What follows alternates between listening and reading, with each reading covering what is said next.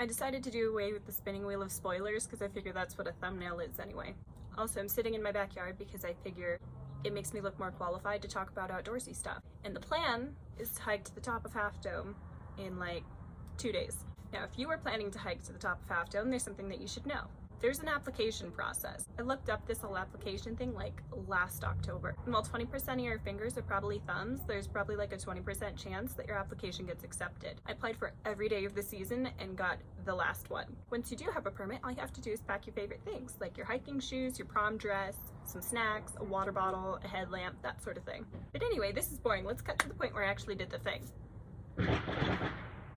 But first to introduce the cast and crew, my hiking buddy, because everybody else ditched me. Namely my brother. Thanks, dude. Before we even got to hiking and got out of the car, there was a bunch of deer in the road, and that's probably pretty lame to most people, but to city folk it's pretty exciting. We woke up at 4 a.m.-ish and stumbled around in the dark with just one headlamp, and it looks something like this. We got a long way to go and a short time to get there. Yeah, more words I don't remember. Unfortunately for my hiking buddy, this went on for a good few hours, miles, until daybreak. And I'm not exactly sure the distance, I'm fairly certain the signs lied. We only got 6 miles to go! So a truly unknown number of miles later, we saw a bunch of waterfalls and rocks and realized that neither of us put on or brought sunscreen.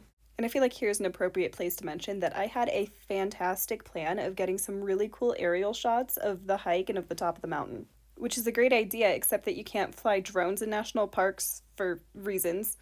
Also, I don't have a drone license or drone, but I did have a smallish GoPro, and I figured I could float it up in the air with a bunch of balloons.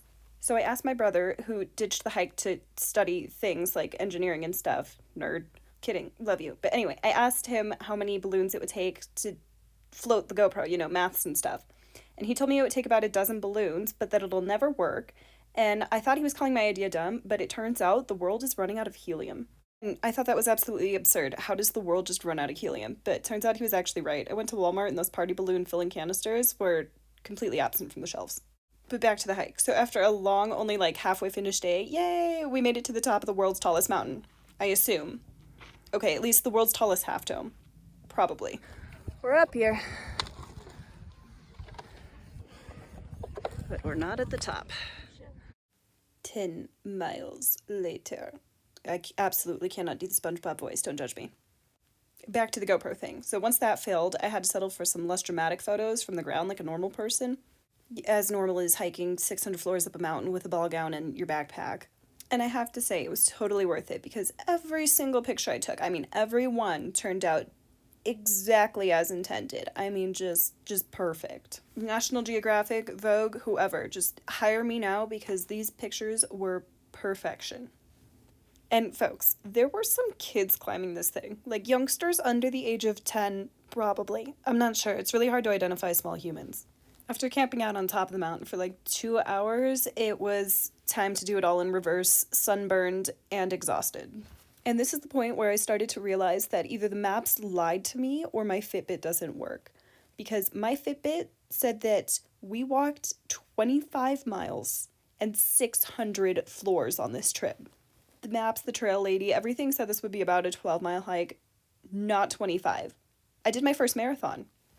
Also, how in the hell does somebody hike 700 floors? If this took all day, like more than 12 hours, I think, I don't know. If this took more than 12 hours and we hiked to the tippity top of the tallest mountain in the world, then I don't know what superhuman is out here getting the last Fitbit elevation badge of 700 floors. That's ridiculous. You're crazy. By the time we got back to the car, it was dark again, so I honestly have no idea what the first 1 to 2 miles of the trail looks like. I can't feel my legs. You're right, I can feel them and they hurt. But that's that. Hike a mountain, squish a penny, call it a day.